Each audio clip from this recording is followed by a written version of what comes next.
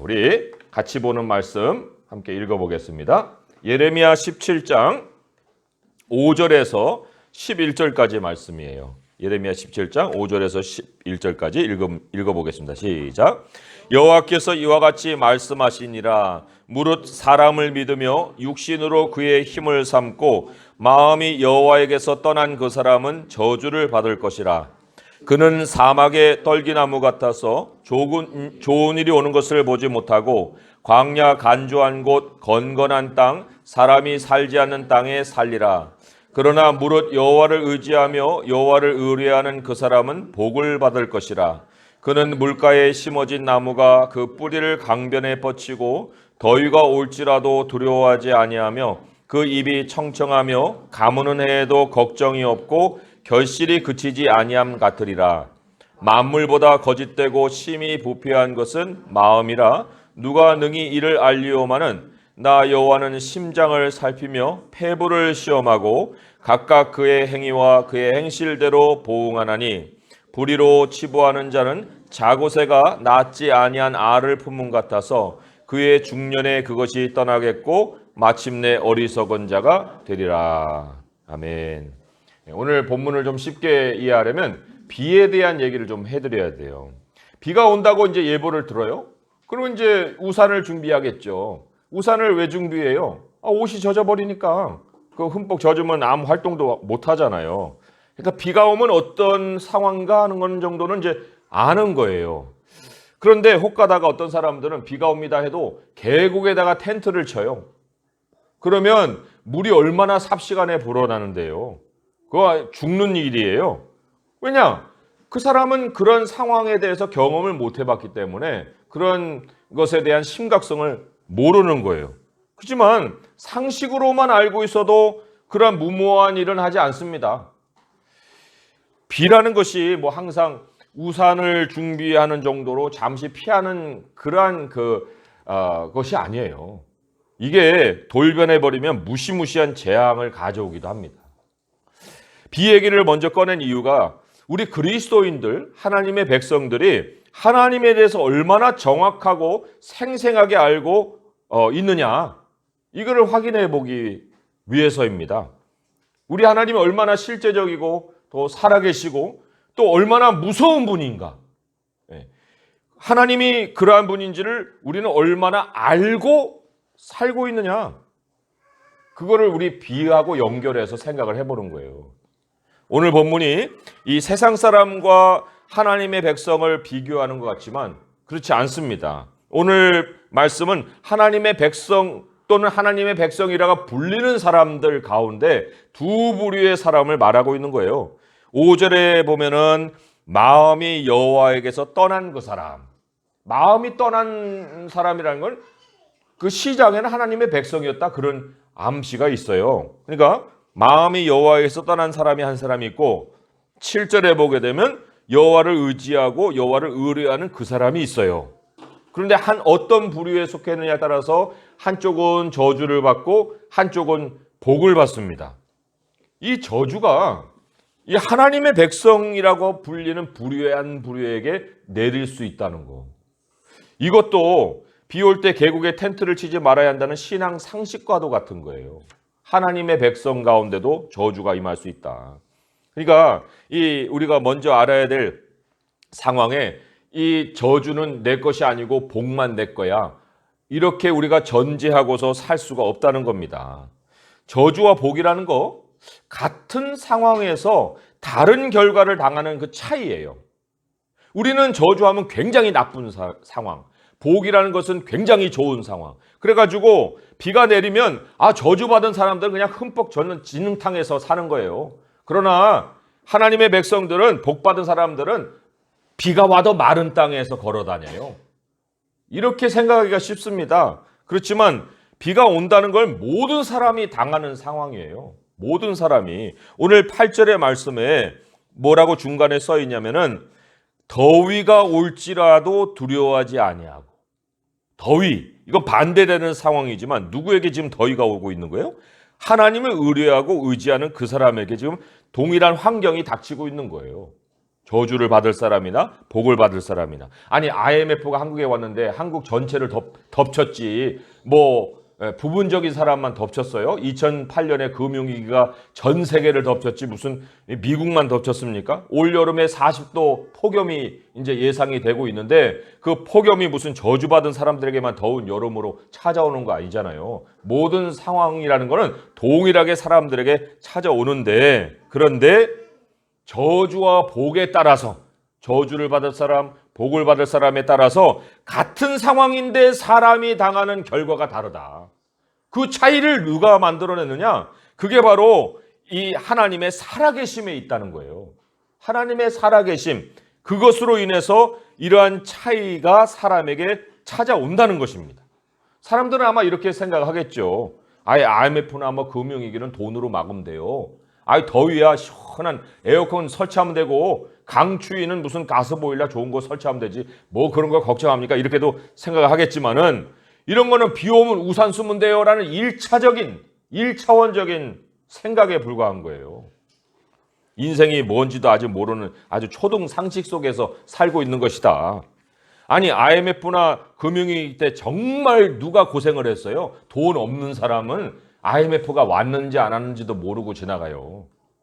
돈 있는 사람, 돈 좀 만진다는 사람들이 큰일을 겪었죠. 아니 에어컨이나 가스보일러 설치하면 모든 사람들이 다 행복해집니까? 아니 대정전이 일어나면 어떻게 되고, 또 외교 말차를 일으켜가지고 가스 수입이 중단이 되면은 그 겨울에 그 추위를 어떻게 막아낼 거예요? 그런 장치적인 것을 가지고 우리가 재난을 막을 수 있다라고 생각하는 것 자체가 굉장히 순진한 일이에요. 인생의 그 많은 변수를 우리가 어떻게 다 계산하고 어떻게 우리가 그걸 통제하겠습니까? 계곡에 물이 불어난 그런 상황과 같이 널린 게 정말 세상에 가변적인 일이고 예견치 못하는 일이에요. 그러니까 우리가 도대체 우산만 준비하면 됩니다라고 하는 이런 발상이 도대체 어디서 나오는 거예요? 우리 인생에 대해서. 오늘 본문은 두 부류의 사람을 각각 다른 종류의 나무에다가 비유를 했습니다. 먼저 저주를 받을 사람에 대한 말씀을 봐요. 여기 저주를 받을 사람 이렇게 돼 있어요. 저주를 받은 사람이 아니고 저주를 받을 사람. 그러니까 우리에게 대비해라 하는 그 메시지가 담겨 있는 거예요. 6절에 보니까 그 사람을 뭐라고 비교했냐면 사막의 떨기나무 같다 이렇게 비유를 했습니다. 사막의 떨기나무. 사막이 저주가 아니에요. 더위는 모든 사람에게 온다고 그랬죠? 8절에. 그게 사막이 저주가 아니고 문제는 떨기나무라는 데 있는 거예요. 떨기나무라는 건 관목, 덤불, 이렇게 둥그렇게 이렇게 작은 나무인데 그 특징이 뭐냐면 뿌리가 얕아요. 깊은 뿌리를 내리지 않습니다. 뿌리가 얕다는 것이 공통점이에요. 뿌리가 얕다는 것에 대해서 5절의 말씀이 잘 설명해 주고 있습니다. 5절의 말씀을 같이 한번 읽어보겠습니다. 시작. 여호와께서 이와 같이 말씀하시니라. 무릇 사람을 믿으며 육신으로 그의 힘을 삼고 마음이 여호와에게서 떠난 그 사람은 저주를 받을 것이라. 생존의 근원을 사람에게다 두고 또 육신에다가 두고 산다는 거예요. 여기서 특별히 육신이라는 것은 11절의 말씀에 돈으로 특정되어 나와 있습니다. 육신의 힘, 그거를 이 치부 혹은 부 여기로 특정해서 얘기를 설명했는데, 떨기나무 같은 이 사람이 이 뿌리를 내리긴 내려요. 내리는데 하나님에게 뿌리를 내리지 않습니다. 그 뿌리의 방향이 하나님께로 뻗어 있질 않아요. 오히려 마음이 여호와께로서 떠난 사람이라니까 의도적으로 뿌리를 그쪽으로 향하지 않는 거예요. 사람 쪽으로 향하고 돈으로 향하고 있다. 하나님이 사람에게 생명을 주셨어요. 만물도 지금 하나님이 주시는 생명으로 생태계가 돌아가고 있어요. 죽음 이후도 마찬가지예요. 영원한 세상에 대해서도 피조세계가 바라볼 수 있는 것인데, 그런데 그 하나님을 배제하고 산다. 이게 떨기나무 같은 사람이에요. 멀쩡히 하나님이 계시는데 하나님을 배제하고 사는 거예요. 마치 현존하는 모든 보험에 다 가입해놓고 그리고는 하나님만은 배제하고 사는 거예요. 생명보험 들면은 생명을 지켜줍니까? 그건 내가 죽어서 남아있는 가족들에게 생명보험 가는 거지 내게 보험이 되는 게 아니에요. 근데 보험만 들어놓으면 건강이 찾아오고 생명이 찾아오고 그렇습니까? 왜 하나님은 배제를 하는 거예요? 그런데 이 사람이 얼마나 어리석으냐 하면 5절에 보면은 이렇게 나와요. 무릇 사람을 믿으며 그가 의지하는 사람, 그 사람도 믿음에 근거하고 있어요. 믿음이라는 게 뭐예요? 이게 당장에 손에 만지는 게 아니에요. 뭔가 보이는 결과를 당하는 게 아닙니다. 하나님은 보이지도 않아서, 그래서 하나님은 확실감이 없어서 떠나면서, 사람에게는 당장 뭘 얻어낼 것도 없는데 왜 그 사람은 믿어요?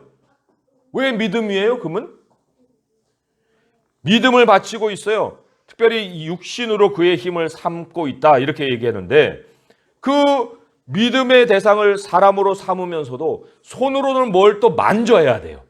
그러니까 육신으로 뭔가를 만질 수 있는 그것 중에 당장 보이는 거, 거기에서 안정감을 찾는데 그게 뭐래요? 돈이라는 거예요. 11절이 그 육신의 힘을 보여주는 구체적인 예잖아요. 불의로 치부를 한다. 돈만 모으면 돼요. 그게 수단이나 방법이나 그런 걸 뭘 생각해요. 돈만 모으면 되지. 이렇게들 사람은 생각하는데, 여기 사실 이 마피아식으로 그렇게 수단 방법 가리지 않게 모은다, 그런 얘기를 성경이 얘기하는 게 아니에요.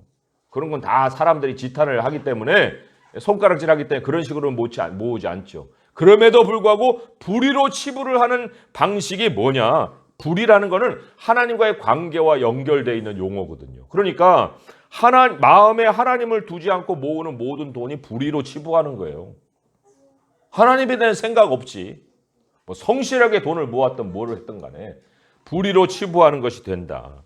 돈이 모일 때는 세상이 내 것 같이 다 느낌이 나오죠. 느낌이 들죠. 이게 다 내 세상 같다. 돈이 이렇게도 쉽게 모일 수 있네. 그러니까 얼마나 돈 안 되는 일에 땀 흘리고 수고하는 사람 보면은 찌질하게 보이겠어요. 저런 식으로 무슨 돈을 벌어. 그렇게 불의로 돈을 긁어모은 사람들을 성경은 뭐라고 합니까? 자고새와 같다고 그랬어요. 자고새. 이 새, 말씀드렸듯이 다른 새들이 낳아놓은 알들 위에서 둥지를 차지하고 딱 알을 품고 있습니다. 다른 새 알을 자기 것으로 부화를 시키는 거예요. 내 돈도 아닌 것을 가지고 내가 내 장롱에다 집어넣고 통장에다 집어넣은 것처럼 그렇게 품고 있는 거예요. 새끼들이 태어납니다. 근데 자랄수록 다른 종의 새가 나와요. 이거 하나님의 법칙이 아니죠. 하나님이 만물에 다 법을 두셨는데 어떻게 다른 종의 새가 그 자기를 따르겠어요? 그러니까 날아가요. 자라간 다음에 어느 정도 커서는 자기 종을 찾아가는 거예요. 자기 새의 종류를 찾아가 날아가 버린다는 거죠. 이게 저주받을 사람들에게 일어난 일이다라고 하나님이 비유적으로 말씀을 한 거예요. 사람을 의지하고 돈을 의지한 사람이 당하는 궁극의 일이다. 당장은 일어나지 않습니다. 왜요? 11절에 보니까 중년에라고 했으니까. 중년. 물론 중년이 무슨 40대, 50대가 아니에요. 최고로 잘 나가는 때에 내가 돈 좀 모았다 라고 자고하고 생각하고 있을 그때에 훅 날아가 버린다. 그 날아간 모습이 어떻게 묘사가 되어 있느냐? 중년 이후의 모습이 6절에 이렇게 기록이 되어 있는 거예요. 6절의 말씀을 읽어보겠습니다. 시작. 그는 사막의 떨기나무 같아서 좋은 일이 오는 것을 보지 못하고 광야 간주한 곳 건건한 땅 사람이 살지 않는 땅에 살리라. 중년이 아주 처참하게 된 모습인데 다시는 그 인생에 좋은 일이 찾아오지 않는다. 이게 저주의 핵심이에요. 다시는 좋은 일이 그 인생에 찾아오지 않는다. 하나님의 공급이 끊긴다는 거예요. 좋은 것은 다 하나님이 주시는 거거든요. 모든 사람들의 닥치는 어려움을 자기는 피했다고 생각을 했는데 사람을 믿고 또 하나님을 개의치 않고 돈을 잔뜩 쌓아놨는데 잔뜩은 아니더라도 뭔가 좀 벌리는 것 같은 일을 벌여왔는데 그 모든 안전장치가 어느 날 갑자기 한순간에 훅 훌훌훌훌 날아가 버려요. 그리고는 자기만 남아요. 재앙 속에. 홀로 남는다 그랬잖아요. 사람이 살지 않는 땅에 살리라. 도움도 못 받고 도움을 얻을 환경도 아니고 고독에 시달리다가 그냥 끝나버린다. 이게 영원한 현실까지도 우리에게 암시를 하고 있는 거예요. 어둠 속에 던져져서 이를 갈고 슬피 울미 있으리라. 예수님이 그 저주받은 사람의 형벌을 그렇게 말씀을 하셨잖아요. 그리고는 이 사람 11절에 뭐라고 그랬어요? 마침내 어리석은 자가 되리라 그랬어요. 마침내 어리석은 자가 되리라. 스스로 모든 것을 안다. 그래서 내가 결정한다. 내가 판단하고 내가 살아갈 수 있어. 라고 생각을 했다가 결국 1차원적인 인생 상식으로 재앙을 당하는 거예요. 그리고는 마침내는 계곡물에 떨어져가는 인생이 돼버리는 거죠. 그렇다면 정반대로 복 받을 사람은 누구냐? 이게 복 있는 사람이라고 했지만 여기서는 복을 받을 사람이라고 우리가 미래적으로 암시가 되어 있어요. 7절의 말씀이 그렇게 되어 있죠. 7절의 말씀 한번 읽어보겠습니다. 시작. 그러나 무릇 여호와를 의지하며 여호와를 의뢰하는 그 사람은 복을 받을 것이라. 여호와를 의지한다는 그거는 여호와께 믿음을 둔다.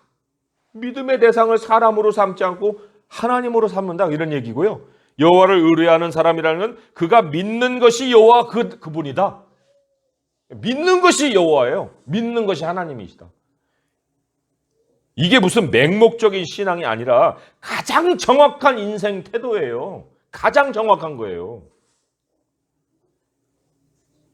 우리 생명의 근원이 하나님이시고 우리를 지으신 분이 그분이고 우리에게 생명을 주셨고 우리는 하나님 때문에 살고 있잖아요. 우리가 살려면 아니 생명의 근원에다가 뿌리를 내려야지. 생명이라는 걸 찾아볼 수 없는 어디다가 우리가 뿌리를 내리고 거기서 산다고 생각할 수 있겠어요. 생명의 근원에 뿌리를 내는 건 그건 이치예요. 당연한 이치입니다. 상식이라고 할 수가 있어요. 살다 보면요 더위도 오고요 추위도 와요.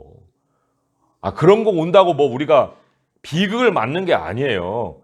중요한 것은 우리가 그런 상황 때문에 이렇게 난리치고 저렇게 난리치고 그런 것이 아니라 사는 문제 자체를 생명의 근원 하나님께 맡기는 거예요. 그게 중요한 거예요. 우리가 내일의 비 예보만 듣고 사는 게 아닙니다. 계곡에 텐트를 치면 위험하다. 하나님으로부터 배워서 사는 거예요. 하나님이 그걸 가르쳐 주시는 거예요. 그래서 여호와를 의뢰하는 그 사람이 시편 1편에처럼 하나님의 율법을 즐거워하고 그 율법을 24시간 생각에 담고 사는 사람이다 얘기를 하잖아요. 인생 모든 영역의 마지막 결과를 끊임없이 배우고 끊임없이 알고 그리고 그거를 대비하고 살아가는 그 사람. 그러한 사람에게 하나님이 8절에 뭐라고 약속을 했습니까? 8절의 말씀을 한번 같이 읽어보요. 시작. 그는 물가에 심어진 나무가 그 뿌리를 강변에 뻗치고 더위가 올지라도 두려워하지 아니하며 그 입이 청청하며 가무는 해에도 걱정이 없고 결실이 그치지 아니함 같으니라 그랬어요. 비 올 때 마른 땅을 약속한 것이 아니라 비가 오든 가뭄이 들든 간에 결실이 있을 것이다. 이거를 약속하셨어요. 결실을. 왜냐하면 결실이라는 것은 환경에서 나오는 것이 아니라 하나님께로부터 나오기 때문에 좋은 것은 하나님께로부터 나오는 거예요. 모양만 종교적이고 모양만 신앙적인 사람 하나님이 이러한 복을 안 주십니다. 저 사람은 복을 받아야 될 사람인데 멀쩡하게 잘 믿는 사람인데 왜 저래? 이렇게도 우리가 생각해 보기 쉽죠. 그렇지만 하나님이 얼마나 사람을 면밀히 살피는지 아세요? 9절과 10절의 말씀을 한번 같이 읽어볼게요. 시작. 만물보다 거짓되고 심히 부패한 것은 마음이라 누가 능히 이를 알리오마는 나 여호와는 심장을 살피며 폐부를 시험하고 각각 그의 행위와 그의 행실대로 부응하나니 그렇게 되어 있습니다. 4가지가 나와요. 그게 뭐 반복적으로 거듭되는 말씀 같지만 다 그 안에 이 미묘한 의미가 있어요. 심장이란 것은 사람의 동기를 봅니다. 하나님 동기를 보시는 거예요. 또 폐부를 시험한다 그랬습니다. 테스트해 본다는 거예요. 폐부는 생각이에요. 생각을 테스트해 보신다는 겁니다. 동기도 살피고 생각도 테스트해 보고 그리고 행위라는 것은 이제 동기와 생각대로 이제 내가 결정을 내리는 거예요. 그리고 행실은 행동으로 그걸 옮겨버리는 겁니다. 그런데 결정을 내리고 행동으로 옮기기 전에도 사람에게는 동기도 있고 생각도 있는 거예요. 그러니까 현실에서 보기에 하나님이 사람의 행동에 따라서 복을 줄 것 같은데, 그런데 실로 우리 하나님의 말씀을 보면은 하나님은 근본의 동기를 살피고, 그리고 그 사람의 생각을 테스트를 하시고, 그리고는 이미 그 테스트까지 끝났을 때, 그럴 때에 하나님의 복을 그 사람에게 주신다. 우리 말도 행실의 단계예요. 말도 행동의 단계거든요.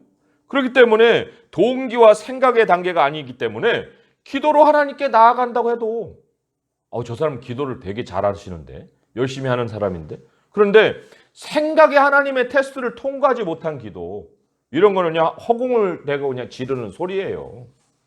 응답이 없어요. 그런 거는. 사람의 마음은요, 구절에서처럼 이게 거짓되고 심히 부패하다고 하는데 구불구불 고르지 않고 굽어져 있는 나쁜 길과도 같은 거예요. 그러니까 마음의 생각을 따른다? 당신 왜 그런 거예요? 제 마음이 끌려서요. 오늘 마음에 생각하니까 그런 걸 해야 될 것 같아서요. 마음의 생각을 따라다가는 걸요, 스스로 속는 거예요. 거짓 길로 자기가 자기를 끌어가는 거예요. 마음은 심히 부패한다고 그랬는데, 부패라는 단어가 뭐 incurable, 치료 불가능하다, 그런 뜻이거든요. 그러니까 우리가 막 생각에 막 이렇게 잡혀 있을수록, 고뇌가 들수록, 막 생각이 복잡해질수록, 그럴수록 말을 아끼고 행동을 절제해야 됩니다. 그럴 때 일 저지르면 끝나는 거예요. 하나님이 우리 안에 두신 하나님의 영이 어찌 생각이 없으시겠어요? 그렇기 때문에 내 생각이 복잡할 때는 가만히 있고 기다리고 하나님의 영이 새로운 동기를 부여해 주실 때까지, 하나님의 말씀을 읽으면서 뭔가 나에게 주시는 생각이 내 안에 떠오를 때까지, 하나님께 뿌리를 뻗쳐서 하나님의 생각을 찾아 나가서 하나님이 나의 생각을 평강으로 인도해 주실 때까지 우리가 함부로 행동해서는 안 되는 거예요. 확신도 없고 불안하고 두렵고 그런 거를 그냥 확률에 맡겨서 행동으로 옮겨요? 그럴 수 없습니다. 하나님이 주신 동기와 생각이라야 하나님의 테스트를 통과하는 거예요. 하나님의 테스트를 통과해야 그게 기도가 되는 거고, 그 기도가 하나님께 상달이 되는 거고, 그 결과로 나오는 모든 행동에 하나님의 복이 따른다. 성경의 가르침입니다. 우리가 말씀을 맺으면 한 가지 사실을 기억해야 됩니다. 하나님의 백성은 물가에 심어진 나무라고 그랬어요.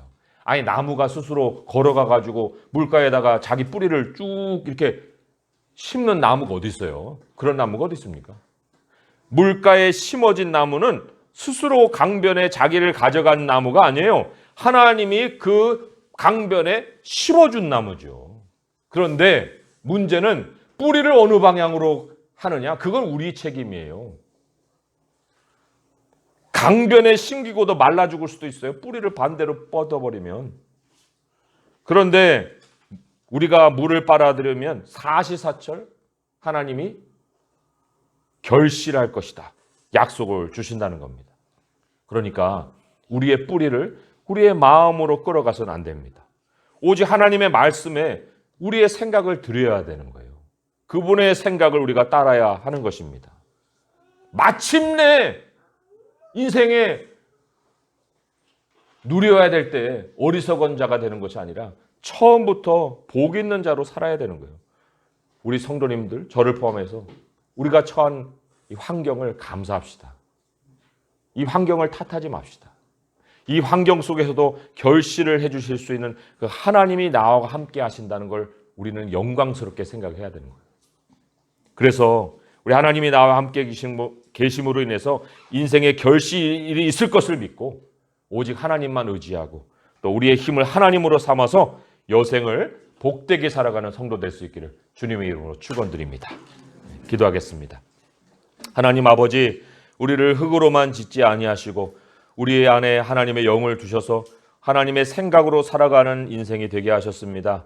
아버지 하나님, 우리는 이 땅에 아무것도 걸치고 오지 않았습니다. 몸뚱아리만 가지고 왔지만 하나님이 정말 때를 따라서 우리에게 아름다운 것을 채워주시고 먹이시고 그리고 하나님이 원하시는 그곳으로 인도해 가십니다. 아버지 하나님, 우리가 주님께로 갈 때에도 다 모든 것을 버리고 다 떠나고 갈 것입니다. 그러하게 하나님, 이 땅에 우리의 마음을 사로잡을 것은 하나도 없습니다. 오직 하나님 한 분만이 우리의 생명의 근원이십니다. 하나님, 우리의 생각을 이 시간 어디로 뻗쳐 있는지 또한 다시금 점검케 하시니 감사합니다. 아버지여, 자고새와 같이 어리석은 일을 버리지 않게 하소서. 내가 낳지도 않은 것을 품고 내 것이라 생각하는 어리석음이 없게 하소서. 아버지여, 모든 좋은 것은 하나님으로부터 오는 것이오니 오직 주님만 바라보게 하시고 우리의 동기와 생각을 아버지의 말씀으로 인해서 부여받게 하여 주소서. 우리의 마음을 따라가지 않고 하나님의 생각을 따라 살아가게 하여 주시옵소서.